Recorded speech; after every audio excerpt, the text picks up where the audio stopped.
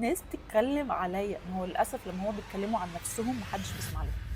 انتي مش ست، انتي ات جيرل، وانا ميار رضوان، وانا جايه اقول لك ازاي تبقي احسن واروش واجمل واحلى ست في الدنيا. الايت جيرل دي مش شكل معين، هي مايند سيت. اول حاجه هنعملها هنسال نفسنا ايه الرول او الدور اللي انا بلعبه في مشاكلي. هنبطل نبلاي the victim card. we're not victims.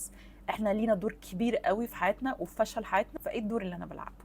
تاني حاجة سيلف لوف. الناس بتشوفني زي ما أنا بشوف نفسي. لو أنا بشوف نفسي وحشة الناس هتشوفني وحشة.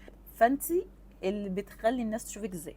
موشن ريجوليشن، ما ناخدش قرارات لا مشاعر إيجابية أو مشاعر سلبية. مشاعر إيجابية بتخلينا شايفين الحياة كلها بامبي، والمشاعر السلبية بتخلينا شايفين الحياة كلها سودة. فخلي عاصفة المشاعر دي تعدي وبعدين ناخد قرار. اوعي تجري وراها. اوعي تاخدي قرار طول ما انت مبسوطه قوي او متضايقه قوي. شويه بقى حاجات كده بقى من اللي قلبك بيحبهم. ما تخافيش تخسري الناس، خافي انك تخسري نفسك. لو خسرتي نفسك هتقعدي سنين تدفعي فلوس ثيرابي عشان تلاقيها تاني. الناس بتتكلم عليا، ما هو للاسف لما هو بيتكلموا عن نفسهم محدش بيسمع لهم. واخر حاجه، انت اللي بتختاري مين يبقى في حياتك. والله العظيم انت اللي بتختاري مين يستحق طيبتك، مين يستحق وقتك، مين يستحق طاقتك. فانت تيك باك كده يور انرجي. ده سيريس جميل جدا، وده بارت 1.